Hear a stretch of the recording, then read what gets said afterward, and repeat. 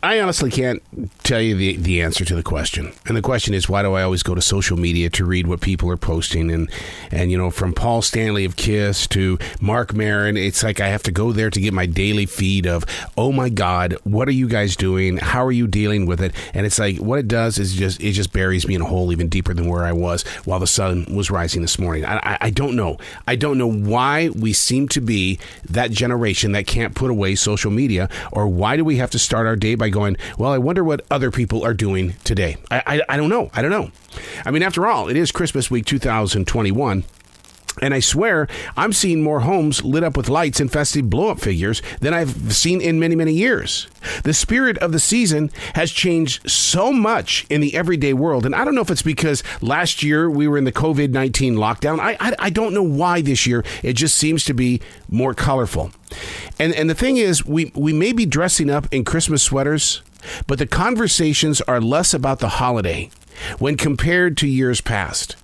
As a child, this was the time of year that was rarely met with joy in my personal life. And I don't want to be a Debbie Downer here, but I just want you to know that it's not always a place of, oh my God, thank you so much. See, the thing is that my father was in the steel business. And every year at Christmas, for some reason, his company was either on strike or because of things that were happening on the East Coast, they were laying off every employee they could get their hands on. So Christmas was always the Salvation Army. Now, here's the positive. I'm very grateful for the Salvation Army. I've always been extremely grateful for the Salvation Army. I'm not complaining here. I'm well aware and find faith in how people that I've never met found enough love and joy in their hearts to bring peace to so many families in the 1970s and 80s. The steps that we take should always include people that we don't know, not by way of judgment, but to participate with human growth. Hey, it's Arrow. This is The Daily Mess, a chronological walk through an everyday world. I am a daily writer, and it's about writing what's moving through you right now. Once again, I am very pro Salvation Army because they were always there every year to bring joy to my family in Billings, Montana. And if I don't document it on paper, then how do you keep the story growing forward about that Christmas isn't always the best and the greatest moments of your life? That really it's a trip and a stumble, and all of a sudden from out of nowhere, the Salvation Army knocks on your door and they say, "Merry Christmas!" And things begin to change throughout the household. You're right about it. Not because of the darkness, but because it's a story that needs to be preserved. This is The Daily Mess. The most difficult thing that I deal with on a daily basis is writing in the morning. It's a struggle with exhaustion.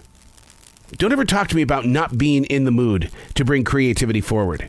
The endless amount of influence from the universe must be given permission to reach into you and beyond you, which can be the greatest challenge of your moment because there's hardly, if ever, a reward. It appears out of nowhere. And then it never takes the shape of what your imagination projected onto the walls of your inspiration. We as stick figures are nothing more than an object in a forest, having no idea and being led by misguided trails, and they locate faith in the presence of why we lend our art to people and why we don't know the people that pick up the art. It's such an awkward journey, this thing called creativity. The outcome of thought isn't what's dropped on a page due to a serious drought caused by other creations. It's the physical act of taking ink and letting it meet the edge of a page. Does that make the outsource improv? I want you to seriously think about that. In all things creative in your life, was it ever planned out? Did you go into a project that was seriously 1, 2, 3, 4? Or did it turn out to be 1, 25, 89, 67, 13, 2, 1, 5? Do you know what I mean? That it's improv, that you learn to trust what art is and you allow it to move through you. And then from the opposite end of that, something happens to appear.